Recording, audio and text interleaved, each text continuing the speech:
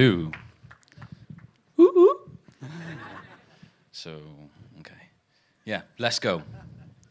So, I quit my job. Ooh. Yeah. And when people ask me how I feel about leaving a large company, I say there can be no alternative to success. I can't imagine answering that question with something like, this is a terrible idea. I'm braced for failure, head firmly between my knees. You see, admitting to the propensity for failure is a bit like admitting that you're poor. It feels a bit like admitting weakness. Many of the students that I work with from poorer families won't accept free school meals because then everyone will know that they're poor. A podcast entitled Does Poverty Change the Way We Think actually claims that poverty reduces your ability to make good decisions because you're too focused on upfront cost. When I represented a friend at a tribunal a few years ago, our acute need to keep costs down and avoid defeat actually gave us the opposite outcome. We increased costs and we lost heavily. See, alongside food poverty and fuel poverty and good old-fashioned skins, I see another type of poverty. I see fail poverty. And I describe that as having low levels of fail capital where you can't afford to fail. And that's exacerbated by broader intolerance of failure in society. During my time at a preparatory military college, the motto was, by failing to prepare, you're preparing to fail. That's a great ethos, but I often wonder, were we preparing students sufficiently for failure? Because they will, often. My two little girls, Tilly and Pip, as you can see, they state with complete confidence, Daddy, when I grow up, I'm going to be a princess. Weren't we all? But when I'm working with research active students, they ask, if I do this course, what will it make me? Their fail capital has dwindled quite far. Why? Because the schools they're in can't afford to fail. The pressure of exams and results mean teachers have to force students through qualifications rather than spend time on investing in fail capital. The cast of La La Land and Emma Stone have just discovered they have actually not won an Oscar. Look at her little face. Look at Brian's little face above the lady in the red dress. Oh, for fuck's sake. Brian, an accountant from PwC, had one job, and he's just guffed it right up. Hashtag epic fail.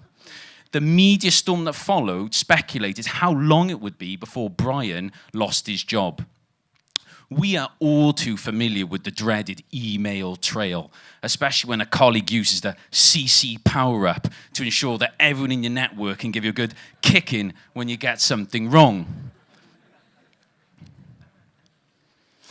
In the film The Edge, Sir Anthony Hopkins says to the young Alec Baldwin, they're both lost in the woods, and he says, do you know why people die in the woods? And his answer, they die of shame. Not the inability to solve the problem, a lack of skill or drive, but shame.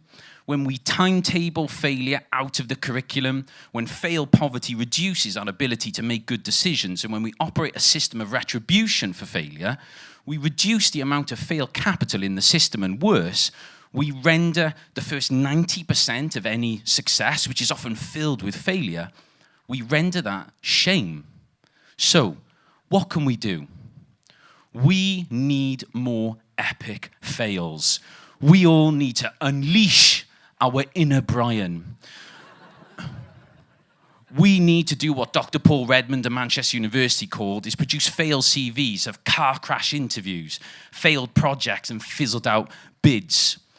By doing so, we demonstrate that failure is a necessary expense for success, and we legitimize failure as legal tender in business, in education, in our personal lives, at least more so than a Scottish banknote, which people are still weary of, even in Scotland. We need to do goal-setting exercises where people visualize failure, where they touch, taste, smell failure. It's in those moments where we create the most value. UFC star Conor McGregor saw all his success before him. He visualized it, and it became true. He never visualized defeat, and then he lost. And he said, either we win or we learn, I'll come back stronger. And he did, and he won.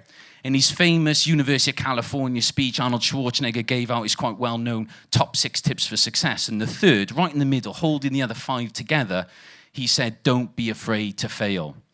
A fair price for success is failure. If the cost is shame, the price is too high. And if none of that works, then Arnie gave us one other fantastic piece of advice. Get to the chopper. Thank you so much.